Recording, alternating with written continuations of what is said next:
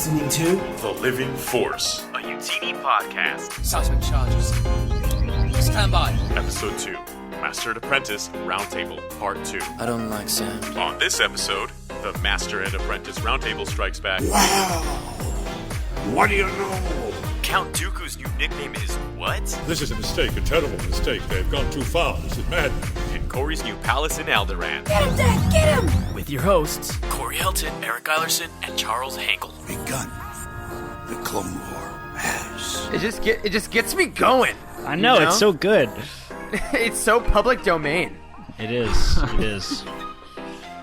We own this. We're in the public. We are indeed. All right, I'm just gonna figure that out. Yeah, and like Matt's voice is so milky.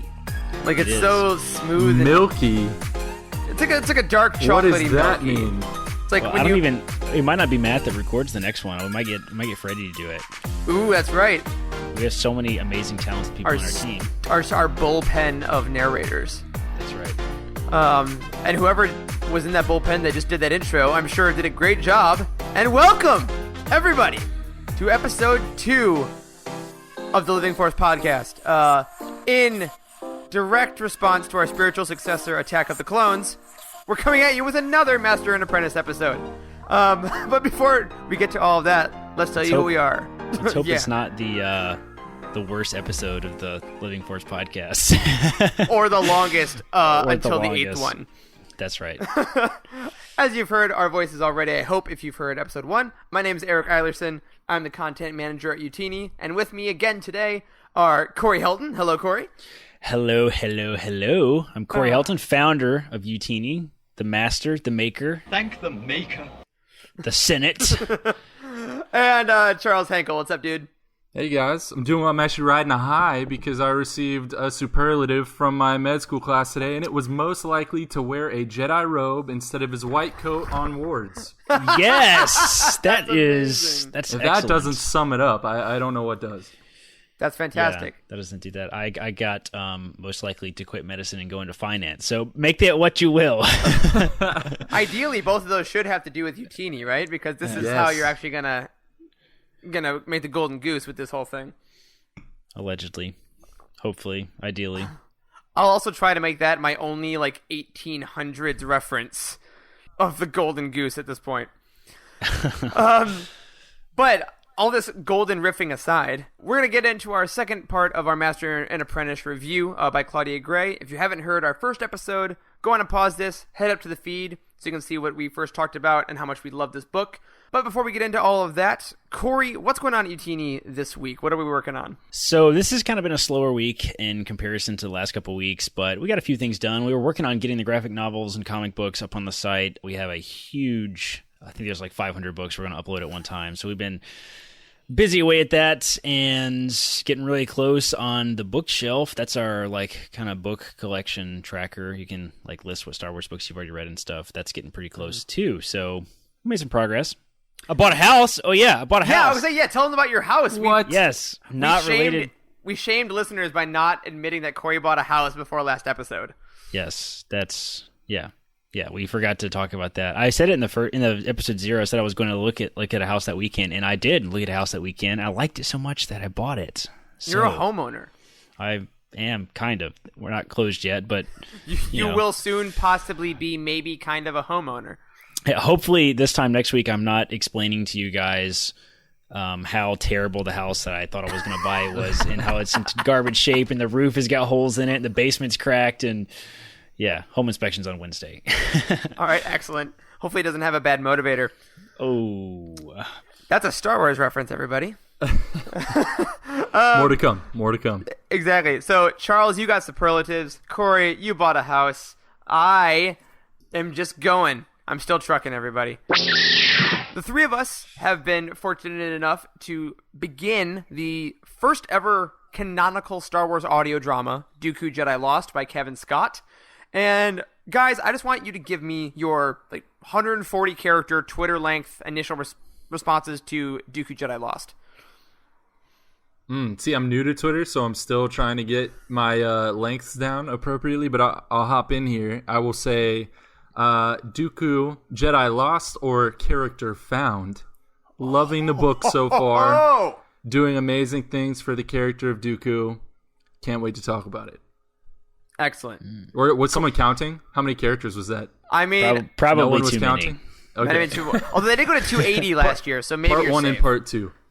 A Yes. thread, if you will. That's right. My Twitter response to Dooku Jedi Law so far, I'm not into it very far, but my response to it so far is it real good. That's Twitter. That's Twitter. Corey tweets like the Hulk. At Star Wars Hulk. Corey Hulk. Yeah, no, it's very good. It's very different than anything we've ever seen before, and I like it. Yes, I'm going to agree with that pretty 100%. I'm really digging it. I am pretty far through. I think it's doing great stuff for Dooku. I'm loving how it's produced. The time and effort that really went into the writing and the acting is so evident. And if you're listening to this right now, pick it up. We have links to it on Utini and how to pick it up.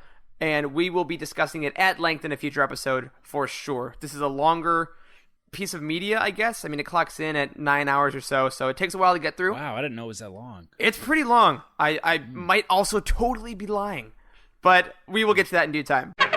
Well, hello there. I'm Meg, and I'm a content creator at Utini.com. I want to tell you about one of my favorite Star Wars books, Dark Disciple. We all know Asajj Ventress as Dooku's apprentice and ruthless assassin. But there's a much softer side to one of the greatest female villains in the galaxy. This book will take you on a journey full of heartbreak, loss, and triumph as you witness a disciple of the dark become a true hero. You can check out my article about Ventress and so much more on our website. You're listening to the Living Force podcast, and as always, may the Force be with you. Master and Apprentice. Charles, when we last left our heroes, where were we?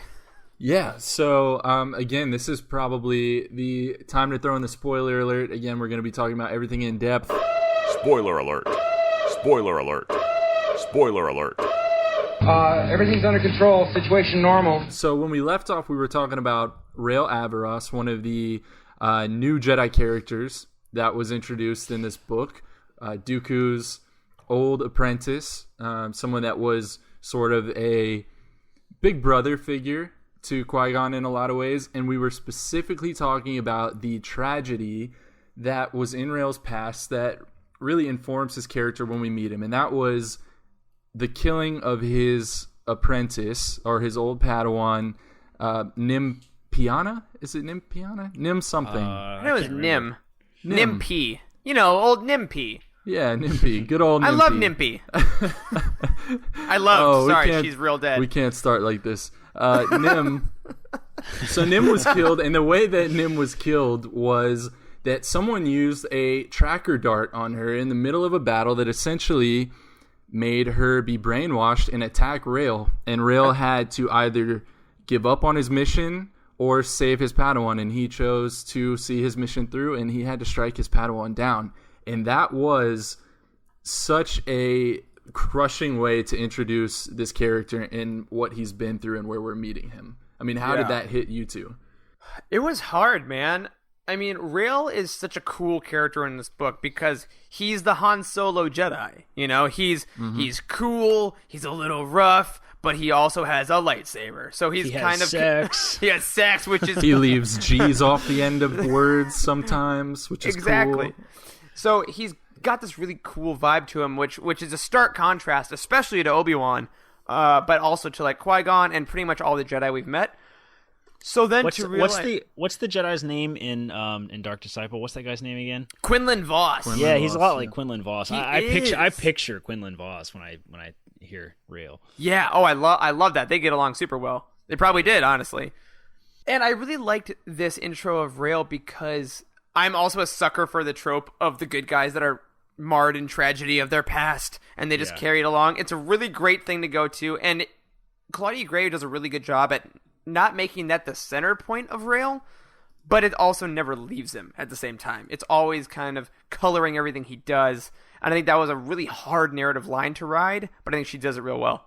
Yeah, I think with the ending as well, we see him essentially trying to replace Nim in a lot of ways with Princess Fanry. Yeah, for sure. And the way that whole relationship turns out is a tragedy in and of itself, and we'll get into that more towards the end. But something that I brought up to you guys off air, and I want to hear your thoughts on it this was following last episode, was I think that knowing that Rael had to kill Nim, had to kill his Padawan, who was relatively young at the time, actually serves to make the Obi-Wan Anakin confrontation down the line that much more powerful and that much more heartbreaking, because you see someone essentially killing someone that he grew up, or thinking he's killing someone that he essentially grew up with, that he raised, that is his brother, that he loves. I mean, what do you guys think about that after hearing it? This is like a perfect place to plug the beauty that is the Revenge of the Sith novelization. Yes, it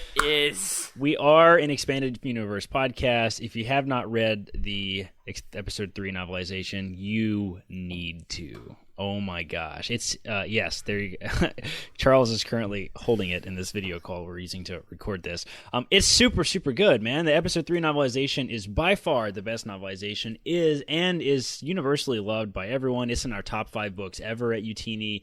And it's one of our foundational books. Yeah, it's one of our foundational books. And it's so good. It's so good. It perfectly captures the tragedy between Anakin and Padme. It perfectly captures the tragedy between Anakin and Obi-Wan. And yeah, I was thinking about that a lot. You know, Obi-Wan had to have this whole thing in the back of his mind, I guess. You know, this book kind of creates that story for Obi-Wan, that he had this thing when he was young and dealing with this Jedi that killed his Padawan and all the tragedy that went along with that. And yeah, I thought that was a beautiful analogy to make. Yeah, absolutely. I think that we often gloss over the fact that Obi-Wan says, "Don't send me to kill Anakin. He's like my brother. I can't do it." Mm-hmm. And it's really easy to say, especially when you're the age we were, like 11 to 13-year-olds seeing this movie, like, why doesn't he just kill him? Like, he's got a lightsaber. And you forget the incredible emotional toll of decades of character work that is exemplified in the Clone Wars, especially. To bring it back to your point, Charles, seeing the pain and life-changing personality traits that Rael got from killing his Padawan of, 3 or 4 years? In, like, a totally legitimate way. Like, it was all self-defense. There was no malice on her part, which probably made it harder. But that wrecked him for life, and he was way older probably and ready for it than Obi-Wan ever could have been. So the tragedy is exemplified. And I do want to point out too that I thought the dart, was it a tracker dart? I can't remember exactly. Slicer dart. They called it a slicer dart. Is that new in Star Wars? I've not heard that before. I haven't heard of it, but I feel like it might have existed. Yeah. Yeah, and that was what I was gonna say, is that it feels very Legendsy to me. Like it feels weird enough that it was that it could have been seen in some old Legends. It's been a long time since I've really had a deep dive in Legends with all the canons that we've had the last couple of years. But it does sound like something that would be casually dropped. So I mean, if you're listening, let us know what the slicer dart is. We should look it up on Wikipedia though.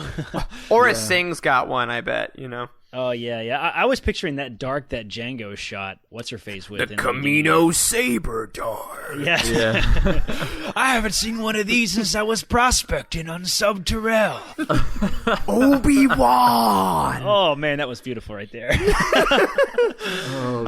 Dex is by far the most quotable character in all of Star Wars. Hashtag protect Dex. Yes. All right, to answer your question, I don't remember where that's from. I wonder. It must be from Legends. We'll figure it out. Yeah, it was called a slicer dart. But there's some good story that you could get out of that one little invention there. That was nifty. But let's talk about some other weird stuff, because we have a lot of prophecies to get through, and prophecies had a lot to do with this book, specifically different Jedis and what they thought about prophecies throughout their lives. We saw them look at them as more of a mental exercise. We saw them look at them as more to do with the person reading the prophecies and what that makes them read into themselves, as opposed to a literal interpretation of the prophecies. And I want to run through a lot of them because I think there's a lot to unpack here. Yeah. So one thing I was going to comment on the prophecies in general is I don't know that this book really resolves anything about the prophecies, which is very interesting. Like you would think that a canon book like this that was meant to explain a lot of Qui-Gon and Obi-Wan's character development, you would think it would kind of conclusively answer the question, is Anakin the chosen one or whatever, right? That's been such a huge question forever, but I don't think we learned really anything. No, and I think that's the brilliance of the bold choice to do that, from my perspective anyway. I love... I totally agree. Yeah. I love the ambiguity of it, and I love the idea that, we have these, characters that have been thought to be so infallible as the Jedi, right? Like, we have figured out Qui-Gon is this, Yoda is this, and to see the fact that Dooku and Qui-Gon throughout this book thought about prophecy in 18 different ways, and maybe Qui-Gon never quite figured out where he landed on it, adds a whole new layer to that character for me. He doesn't know what the prophecies mean. He studied them for years. How could we as readers figure that out after 300 pages, Yeah.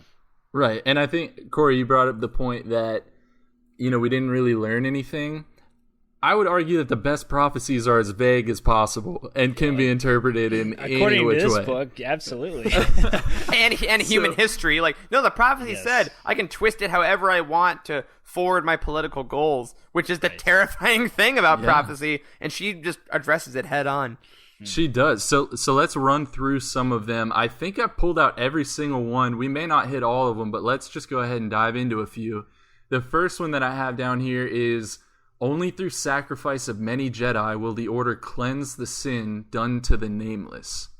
What is happening? Eric, what does that mean?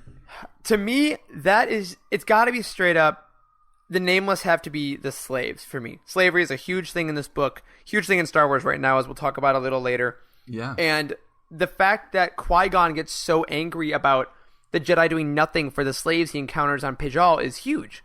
He's being faced with slavery, something that he's not seeing on Coruscant, right? We talked about this in our Long Lost Queen Shadow podcast, but when people of these privileged worlds are put face to face with slavery, they're horrified.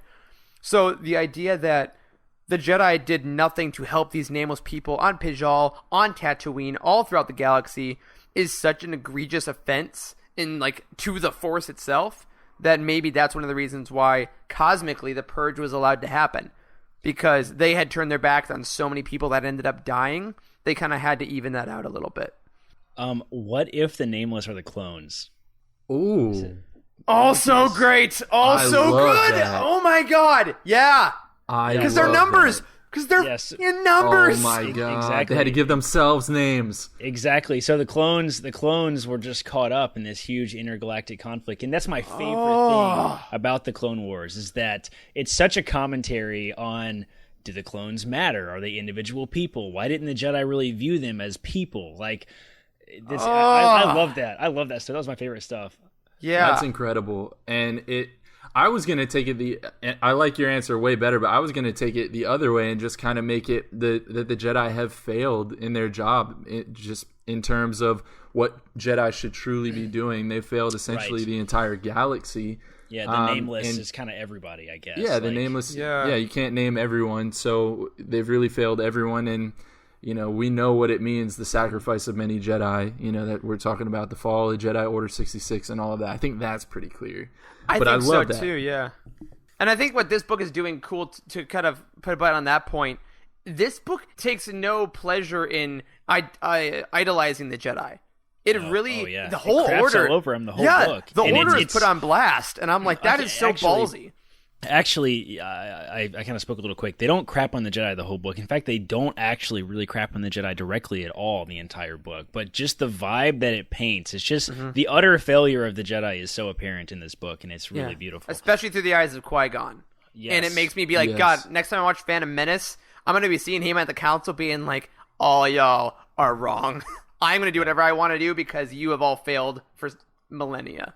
Yeah. Well, and I think that it makes it particularly interesting for those of us, we three fall into this category that grew up with the prequels because we were so used to just looking at the Jedi as kids, like what you said earlier, Eric, just like guys with laser swords, like they're the good guys, they're right in this situation, like they're the awesome, they're going to force jump and fix everything, and we're all going to go home happy. But when you really get older and you start looking at some of the things the Jedi did, exactly like what they did with the clones, Corey, you start questioning them, and we're getting some of that here. We're kind of hearing characters voice some of the thoughts that we've probably had over the years as well.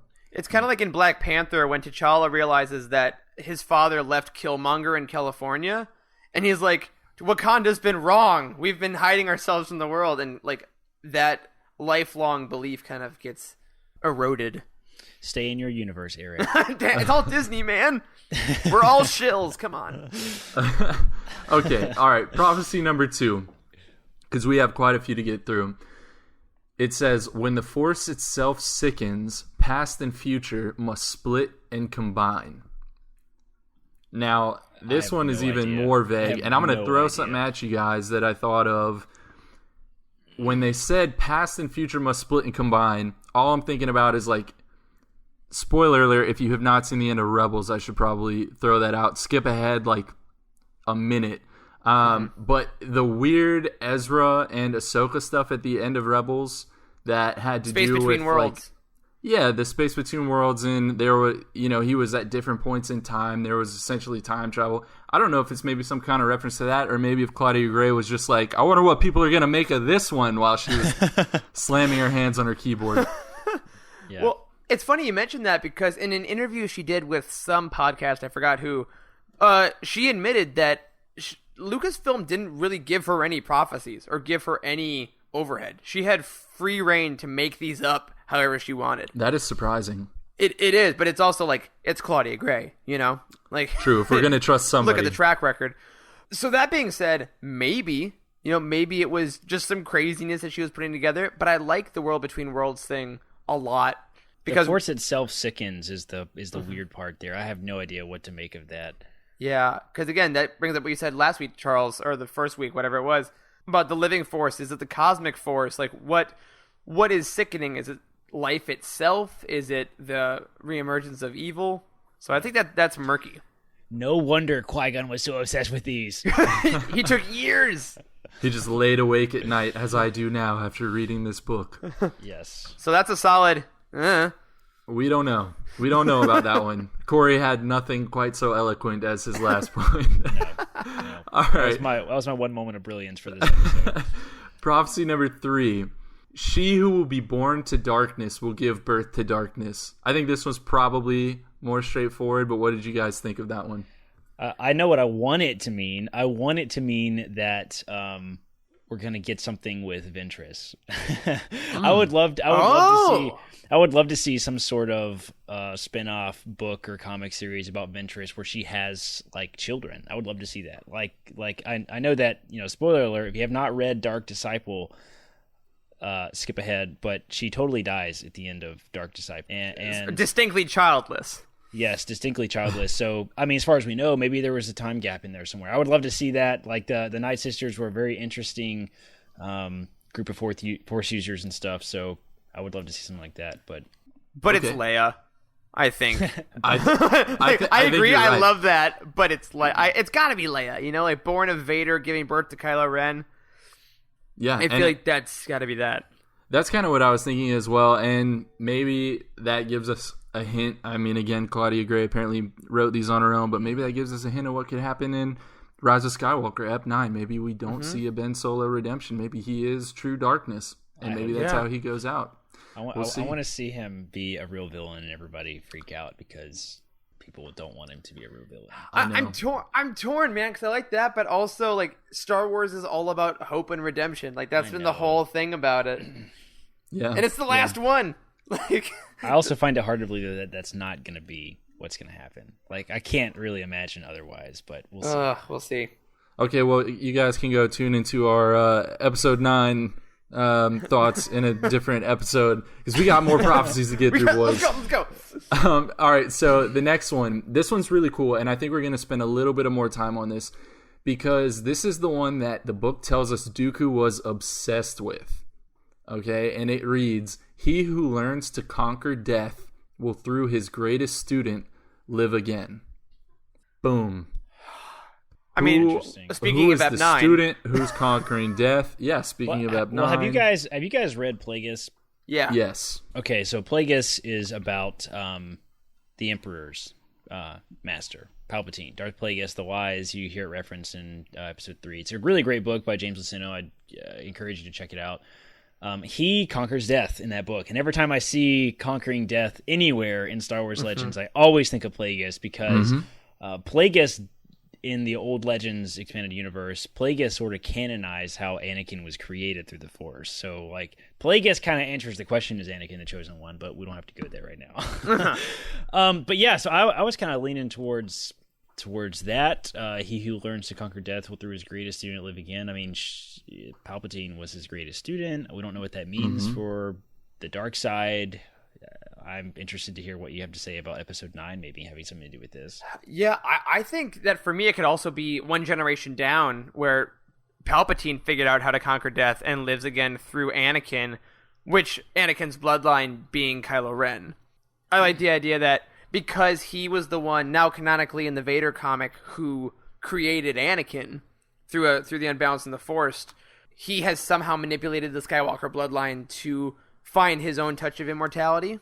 So I think that there's definitely a possibility of that. That being said, that laugh could also have come from a holocron they find in the movie and have nothing to do with Palpatine's spirit. I don't know. But I like the idea of that being what Why it is. do you guys think that Dooku is obsessed with this prophecy?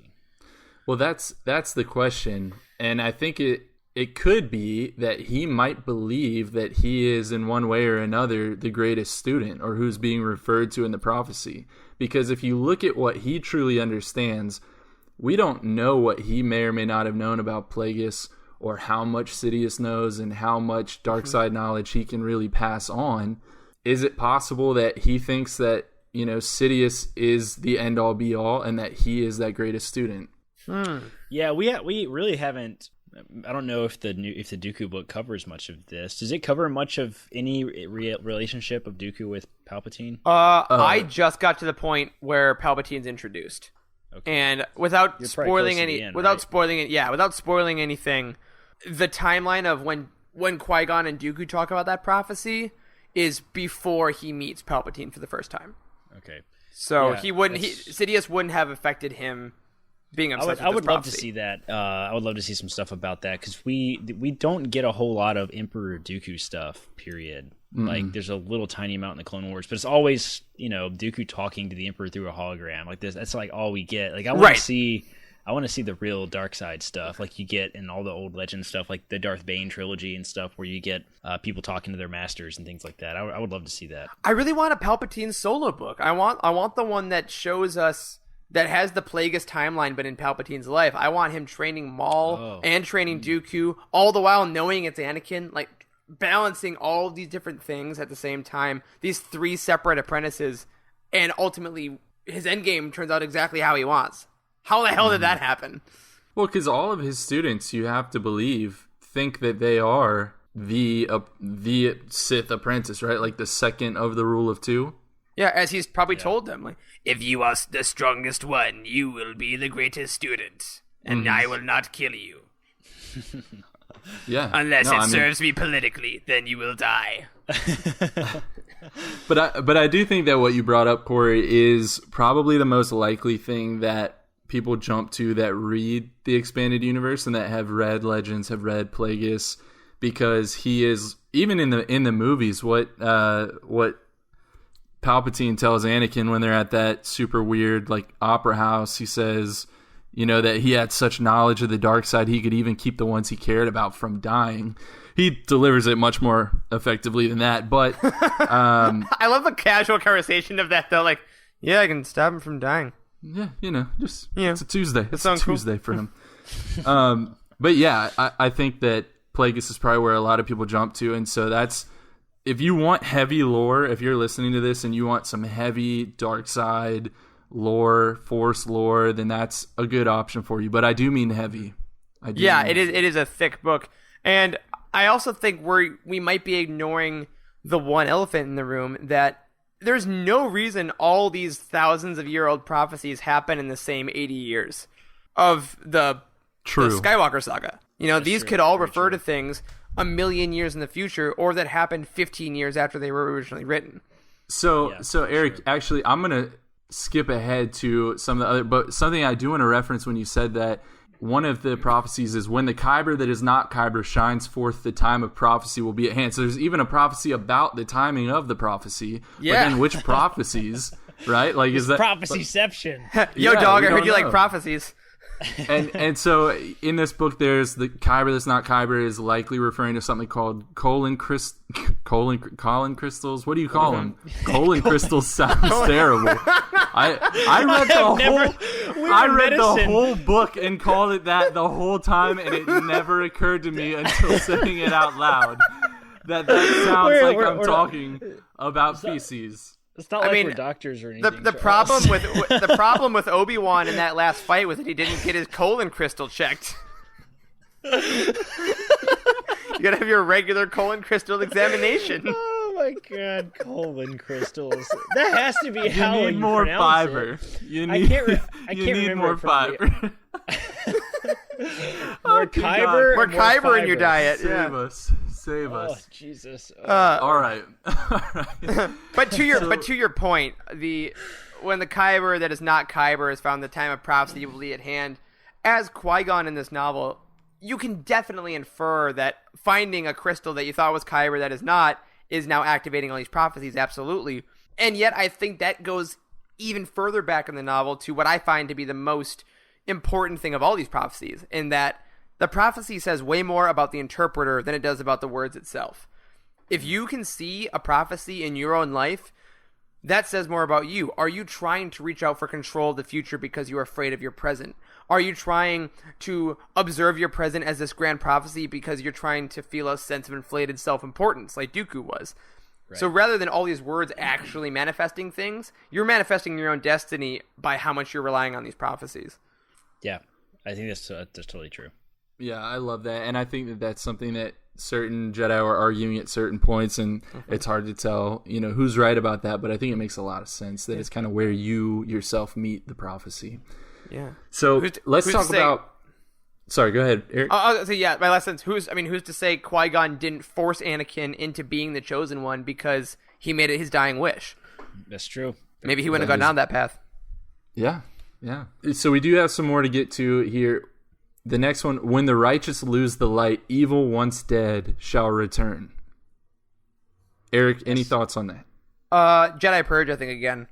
Okay. Once the Jedi lost their way completely and became generals and soldiers, so the Sith rose again to strike them down.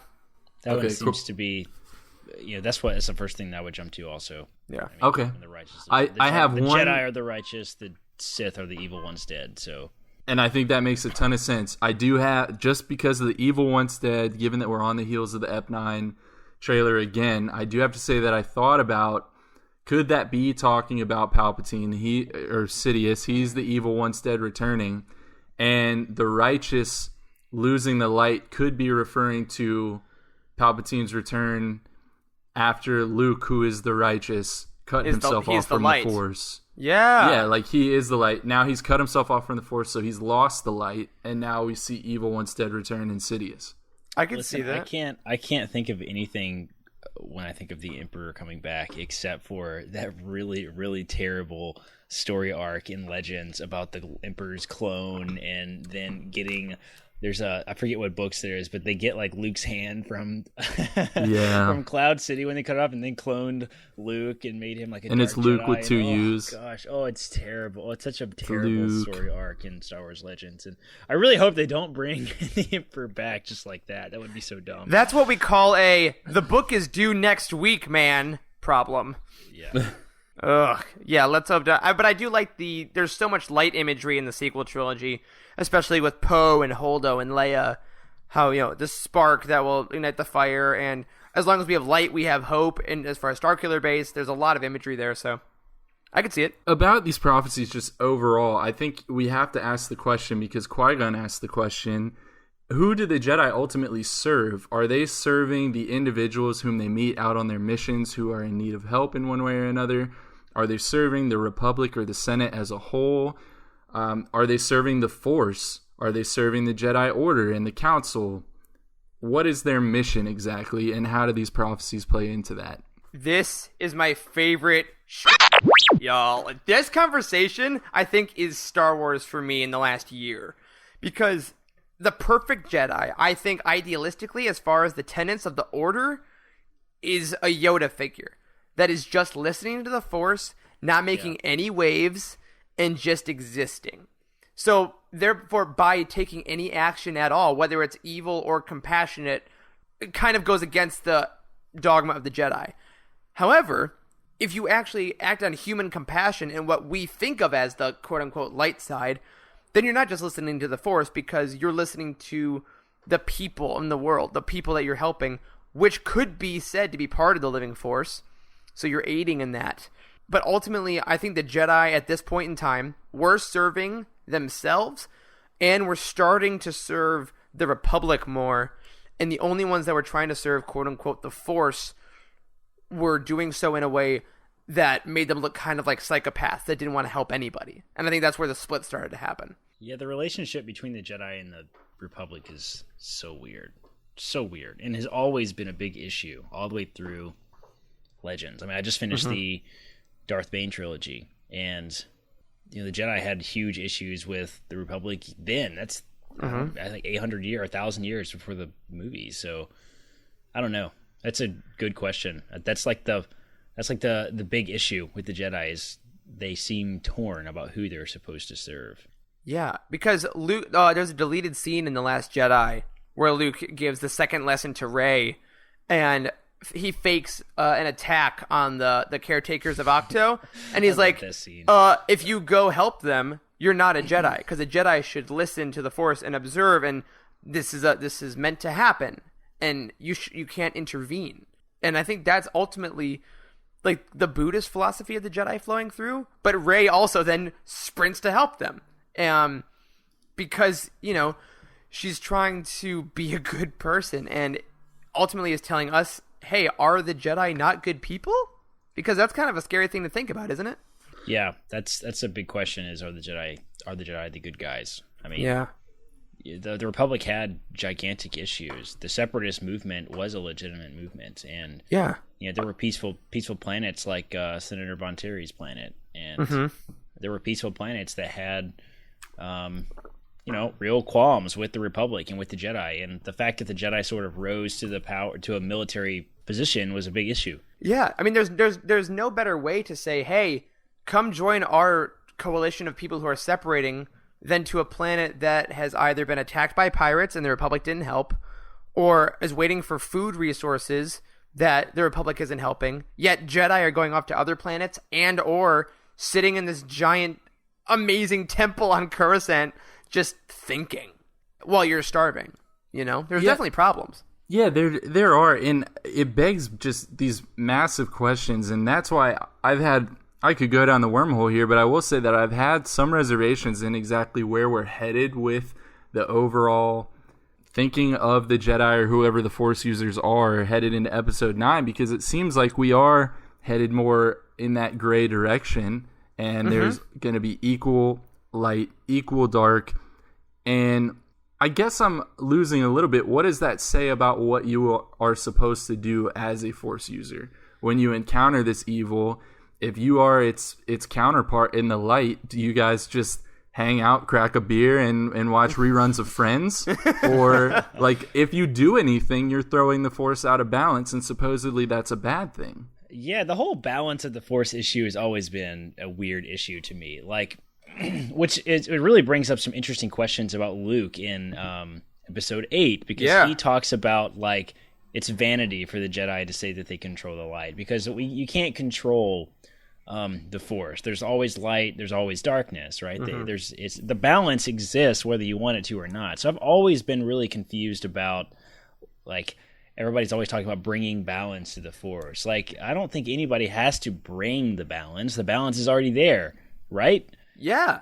I think you're so right, man. I think that ultimately the Force has existed before anything and will exist after anything. And to have the cockiness to think, like you said, and like Luke said, the vanity that you can sway cosmic existence is kind of what gave the Jedi such an inflated sense of ego, to say, one, we can define who we help and who we don't, and two, once we become soldiers and generals for a political system, we can then decide, no, that was right as well, because we are all powerful and all knowing. And I think that's why Yoda went to Dagobah, to completely flip it. He's like, I will live in a swamp with nothing around no one and listening to nature, because I went so far in the other direction, and I kind of betrayed the Force a little bit. Yeah, this book definitely did very interesting things for the discussion about the Force. The interpretation of the prophecies was super interesting. Qui-Gon's visions toward the end of the worse and worse they got towards the end of the book. Super interesting to see how he interpreted that and how the Jedi Council reacted to him. It was super interesting. But something I do want to kind of swing back around, change gears a little bit, and talk about is some of the non-Force stuff in this book. Can we talk about Pax and Rhaenyra for a minute? Of course. We didn't talk about that very much the first time. No, not much at all. Pax and Rhaenyra, let's talk about them for a second. So these are side characters in this book, and holy crap, they are so good. Yeah, Like, jewel thieves. They're jewel thieves. Yes, so I said this multiple times. I wrote it down in my notes. My exact words were, Pax and Rhaenyra are movie quality characters, and I totally think that's true. Like, they were so well developed to be side characters, to just have a couple of chapters. They really didn't have a whole lot of screen time, if you will. Right. But man, they were so good. Yeah, and I think Claudia Gray teased on her Tumblr or Twitter before this book was released that she based two characters off of Holmes and Watson from Elementary specifically. Oh yeah, that's got to be with Lucy Liu and what's his name? Johnny Lee Miller. And she's like, these are the two of them, because Pax says, or maybe it's a narration that says he has a soul, but Rhaenyra is the one who carries it around. She's the only one that can speak to him that way. That was such a beautiful line. It's that was one of my favorite lines from the it's whole so book. beautiful, and possibly the most descriptive thing I've read about two characters' relationship in a single sentence. And it's so evident. Cool. So Pax is one of my favorite things. There's two things I want to bring up here. First of all, the whole Pax being raised by protocol droids in deep space until he was 21. 3POs, yeah. Yes, was freaking genius. Like that was everything you need to know about the character. Like because we know who C-3PO is, we know who Pax is. Like, he is the human counterpart to C-3PO, which is awesome. Yep. And yet, I think it is great that they did make him human. That they could have made him a droid, right? That had some but I which think they always do. They always do. They do, but I think that it allowed Pax to find his own humanity throughout the story in realizing his connection to other humans, to Qui-Gon, to Obi-Wan, but mainly, of course, to Rhaenyra. And I thought that was just a beautiful character journey for him. Yeah, and that whole scene at towards the end of the book where Rhaenyra gets sort of recaptured by Zerka, which I'm going to come back to in a second. When she gets captured by Zerka and he's having these memories of leaving the protocol droids when they were rescued, and one of my favorite scenes in the whole book that involved him as a character was when he was talking about his caretaker droids, because they were all excited to go back to their, why they were programmed in the first place. And they're like, oh, okay, finally we can go do our real job. And he's like, but you're my family and you're all I have. And they just completely got rid of him because that was the logical thing to do. And him sort of that inner turmoil where he's like, should I do that? Should I just cast off Rhaenyra? Because that's, it's an inconvenience for me to have to try to rescue her. And for him to come to terms with his human emotions was so fantastically done. It was one of my favorite scenes in the whole book. When he picked up her glove that he had gifted her, and it was all that was left, and it was like there was, dirt clouds like billowing around, and they could just barely make him out stooping down and picking up that glove. That was genuinely heartbreaking. Yeah, and to bring it on like on more of a macro level too, with this character, this is a character in Star Wars that conveys human affection by giving her those gloves, because he says, well, you need him to drive, because he can't tell her that he loves her or that he cares. So he has to do all these weird social cues. And I think, again, we keep saying Star Wars is so great right now because there are characters for everyone, no matter who you are. This is a character with some pretty rough social habits and someone that's not cool. You're not Han Solo. You kind of don't know how to exist with people, yet he's still a hero. And I think that there's something, in the macrocosm of Star Wars really beautiful about that. Yeah, the other... Sorry, go ahead, Charles. No, because I was going to talk about Rhaenyra and move on to her. So if you have anything... I was just actually transitioning into Rhaenyra. Zerka is back. What's up with that? Yeah. Is this the first time? Okay, I might be crazy, but is this the first time Zerka has ever been mentioned in canon? I think it is. I really think it is. In canon, I think so, yeah. Yeah, so Zerka, for the less informed, was created, I think it was created for the Knights of the Old Republic game. I'm pretty sure it was. But it's a huge corporation. It's talked about in this book all the time, and apparently it's like they make references and jokes about it being possibly older than the Republic itself, like the company. So very interesting that they brought Zerka back. Of every company they could have possibly brought into the Trade Federation, the Neimoidians, we hear about this all the time. They brought Zerka back, which is awesome. It's so rad, especially because you said Claudia Gray at the Del Rey panel, I think it was, or the Lucasfilm Publishing panel at Celebration, got the question, if you could write anything, what would it be? And she was like, I want to write KOTOR books.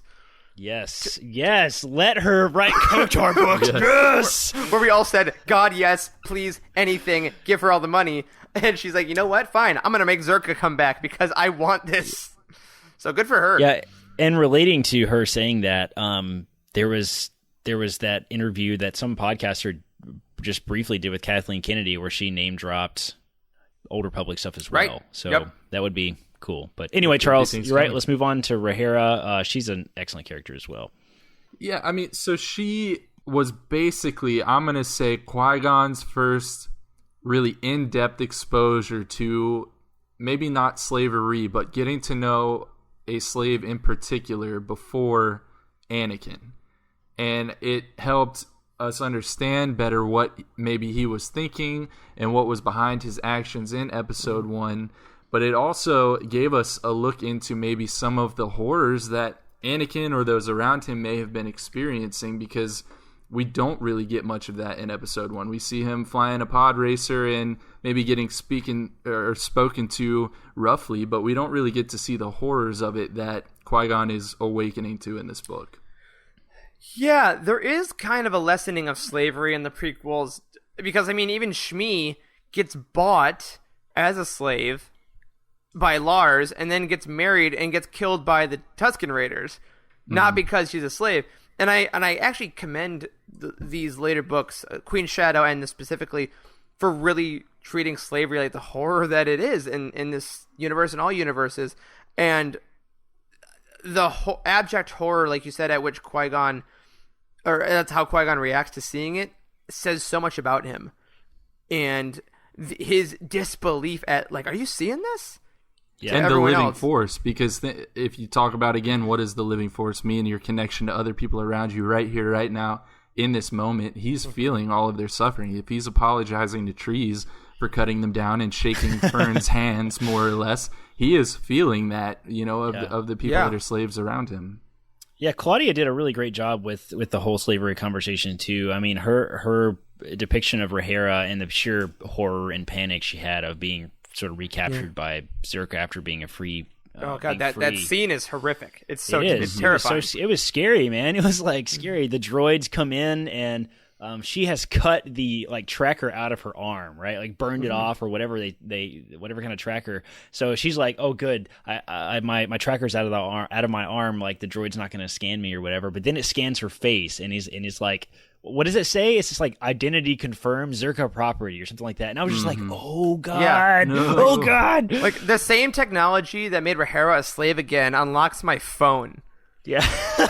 Oh, that's a scary thought. It was really not great as I was reading it. I feel more woke. Thank you, Eric. You're welcome. Yes. The other thing I was going to say about the slavery conversation too is it would have been amazing if slavery was the primary issue of the Phantom Menace, because the entire tax trade issue, I don't even understand the Phantom Menace, and I own a Star Wars company, so whatever the issue was with the Neimoidians, like that was just, it was dumb. Like everybody universally agrees that in the opening crawl it's like, what, that taxation, what, that was dumb. Can you imagine what the tone of the prequels would have been if slavery was the primary issue and then Anakin was a slave? Yeah.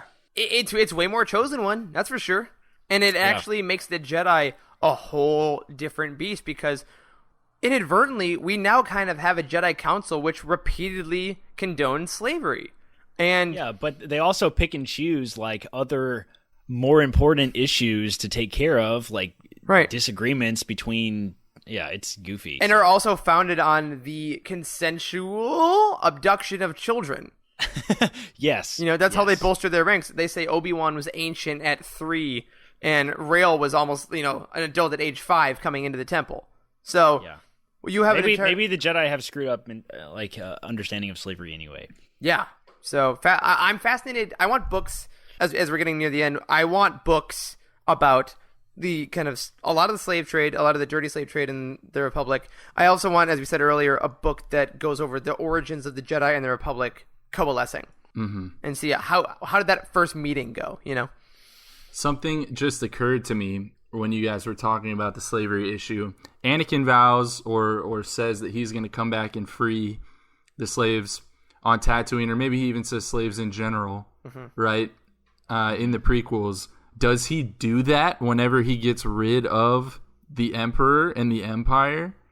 No. In Return of the Jedi? Slavery existed before the Empire. It exists long after it. Okay. All right. I think. I'm looking for more prophecies to be fulfilled. Charles, that says more about you than it does about the prophecies, as we've established. I just want a whole book from Claudia Gray, and the whole thing is prophecies. That's it. Well, guys, as we're sort of wrapping up here, we obviously all really loved Master and Apprentice. Do we want to do what we kind of usually do with our? We usually do it with roundtables. I don't know if we'll ever do a roundtable with our whole team on this book. We should.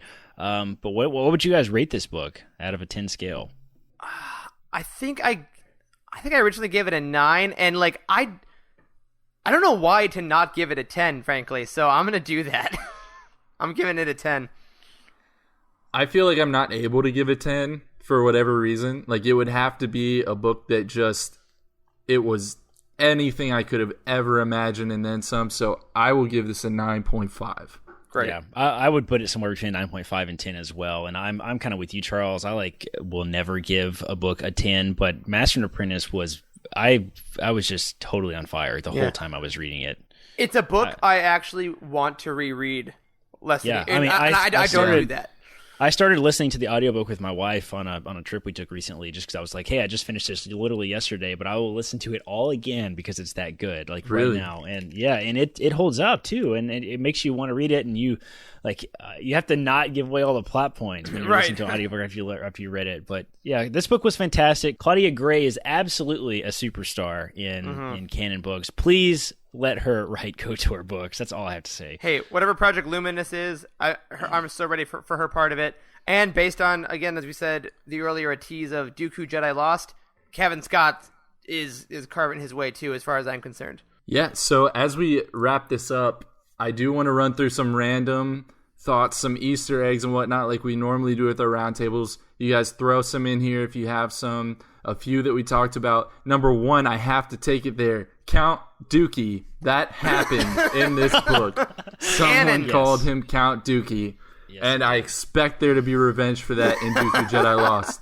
Number 2, Maz totally serves Rael a drink from her cantina on Takodana on page 285. Maz. Who the hell is Maz, Charles? Who is Han? Who is Han? That's my rebuttal. Maz Kanata. Okay, related to your Dookie comment, my favorite line in the entire book was that Yoda quote. I don't have it directly, but it was like, "Up the hell he should shut." When Rael's mocking Yoda. That was amazing. That was beautiful. Up the hell he should shut. They brought back some other terminology. We see it was one of the Jedi say Karabast on page 297, which is straight from Rebels. Rael to Obi-Wan at one point says that, hell, you could have cut him in two. Foreshadowing of Maul. That's what I think. His strike is so true. He's just cuts everyone in half when his lightsaber has not been tampered with. New lore from this book. New important, potentially, characters. We got a Chancellor Kaj, who is the first female Chancellor that we've gotten, yeah, she was I believe. Awesome. Wait, she took Togruta. She was Togruta, yeah. Darth Rend, who is a new Darth we've never heard of. We could get some expansion on that. Jedi Master Poli Depatian, who is retiring. I didn't think people did that, really, from the Jedi Council. Apparently, you can retire from the Jedi Can you imagine them bringing in a cake and, the lights are dimmed and Yoda's singing Happy Birthday, but in reverse of how everyone else is saying the lines? They're like, God, Yoda! Is there a retirement package for when you leave the Jedi Council? What's the pension They're like? Not benefit. Okay, apparently Dooku and Jocasta Nu were friends back in the day, apparently good friends, so it makes it even cooler that she is the one that explains the Lost to Obi-Wan in the, cut or deleted scenes from some of the prequels. Yeah. Oh, I bet they had some fun in the stacks. Oh, gosh. I'm just saying. Listen, man, I don't they need could that have had a mental little image. romance. She was a giant douchebag to Obi-Wan in Attack of the Clones, so... Yeah. Well, if it's not in the Jedi archives, it doesn't exist. Hey, she gets a lightsaber gun in the comics, so like, yes. she brings it. Read the comics. She is BA, dude. She is cool. Love her. And then one of the final things I think I have, kyber crystals apparently only take on their color after bonding with the Jedi. I don't remember if we've necessarily seen that explained before. The story group really needs to get their crap together when it comes to kyber crystals and the crystals in the lightsaber, because we have so much like fake lore about I Jedi love crystal lore, man. I am so into kyber crystal lore. I love like the bleeding of the lightsabers Charles Soule put in. I think is so awesome. I love that the sabers mean different colors. But that being said, we all work for a Star Wars company, and we couldn't tell you what the different colors actually mean. Well, and someone asked that question in the book. I think Fanry's like, did the colors mean anything? And Obi-Wan totally sidesteps it. And I felt like that was like Gray being meta and like sidestepping that and just being like, that was a great one. Scene, by the way. That whole scene of Obi-Wan deconstructing the lightsaber for someone. Yeah, I don't that think was we've ever beautiful. seen a lightsaber deconstructed in a book before. That was fantastic. It was cool. That was cool. Last thing, he also does say that, quote, a few kyber crystals have turned purple, and I believe the only canon one we have is Mace. Is that right? Yeah, because Revan had Canon. one, but that's not canon anymore. Right. Yeah. So apparently there are others out there that we might see down the line, and I think that's pretty cool. I love it. And so goes Claudia Gray's Master and Apprentice. That's right. Check it out. You can find it on utini.com. Next week, we'll go a little more into Dooku Jedi Lost, depending on how much each of us have read, along with some other topics of the week. Any final thoughts from you guys about this novel? It's really good. I highly encourage you to read it. I would put this in my top books that I recommend to people if they've never read Star Wars book before. I would absolutely think picking up Master and Apprentice would be super easy as a new reader. So it's really great. Check it out. You can find it on our website. You can see where it fits in the timeline and everything on utini.com. Yeah, it's great. Highly recommended. Yep. Charles? Yeah, I would echo all of that. Pick it up. If you like Jedi, if you like the Force, which you probably do if you're listening to this podcast, it's worth the read, and I think it's going to play really well with Dooku Jedi Lost afterwards. I think we'll have a lot to talk about between the two. You guys nailed it. And with all that, that'll do it for this week's episode of The Living Force. As always, make sure that you head over to utini.com for all of your EU needs, including reviews, articles, and comprehensive book profiles on every single story in the Star Wars galaxy, including Master and Apprentice. If you want your thoughts on this very show, email us at livingforcepod@utini.com. You can tweet at us at livingforcepod, or better yet, join our Utini Discord community, which can be found on the main page of the site. Tell us anything you think about this book and Star Wars books in general. Another couple thank yous. Thank you to Matt, our amazing editor and intro creator, Freddie, our technical wizard, and Wes, who's our community manager.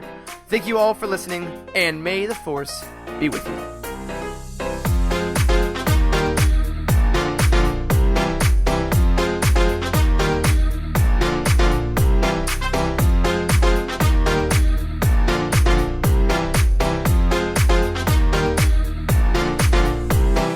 There is no hatred.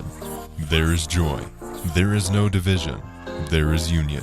There is no apathy. There is passion. There is no gatekeeping. There is community. This is the Utini Star Wars Fan Code. Embrace it, live by it, and above all, trust in the living force. That's all for this week. Join our community and surround yourself with like-minded fans by visiting us online at utini.com. Until next time, may the Force be with you.